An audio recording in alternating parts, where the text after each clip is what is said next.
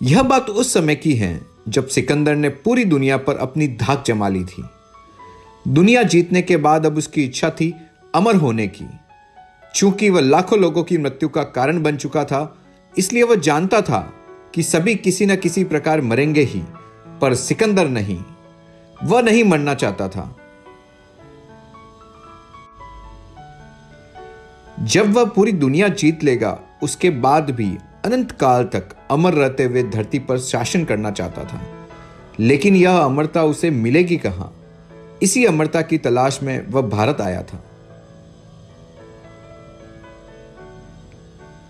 हिंद कुश पर्वत पर उसकी भेंट एक योगी से हुई। वह स्वाभाविक अहंकार के साथ योगी से पूछता है, लोग कहते हैं कि भारत में योगी अमरता को प्राप्त कर चुके हैं और वे हजारों साल तक जीवित रहते हैं। क्या तुम मुझे अमरता सिखा सकते हो?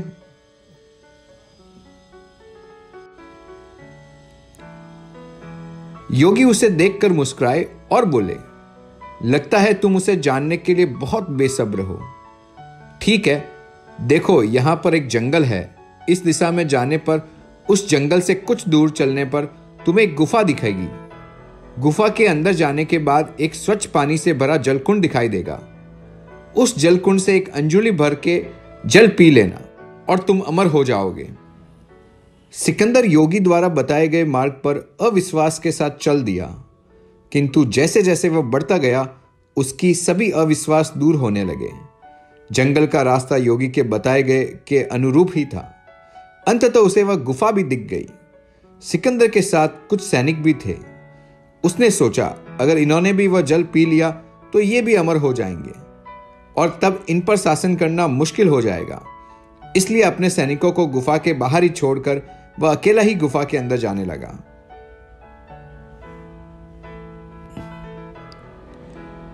गुफा के भीतर जाने पर उसे एक बेहद ही साफ जल से परिपूर्ण जलकुंड दिखा।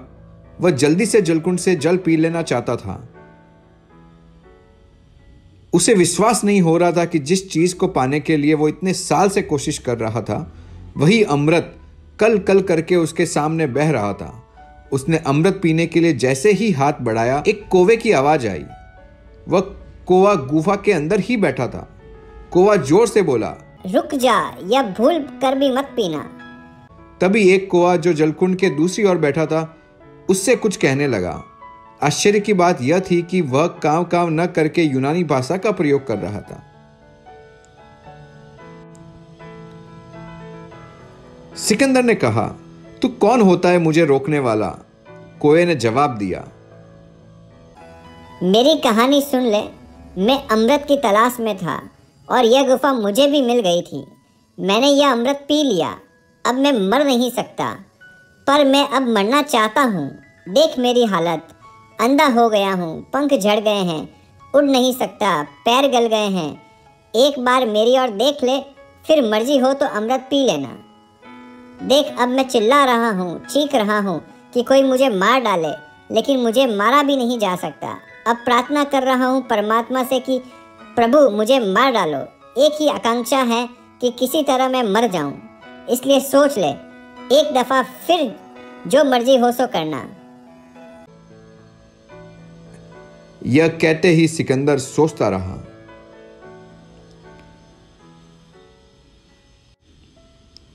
सिकंदर उसकी हालत पर विचार करने लगा और कांपता हुआ कुछ समय तक वहीं खड़ा। अंत में वह बिना जल पिए ही गुफा के बाहर आ गया। ऐसा कहा जाता है कि सिकंदर ने अपने जीवन में केवल यही काम बुद्धिमानी पूर्वक किया था, वरना किशोरावस्था से वह हाथों में तलवार और ढाल लेकर एक जगह से दूसरी जगह अपने नाम के डंका बजाते हुए घूमता ही रहा। सिकंदर समझ चुका था कि अमर होना सुखी जीवन का राज नहीं है। जिस सिकंदर ने पूरी दुनिया को जीत लिया, उस सिकंदर को भी यह बात समझनी पड़ी कि अंत होना निश्चित है और जरूरी भी। जिंदगी लंबी होने से खुशियां आपकी दहलीज पर दस्तक नहीं देगी।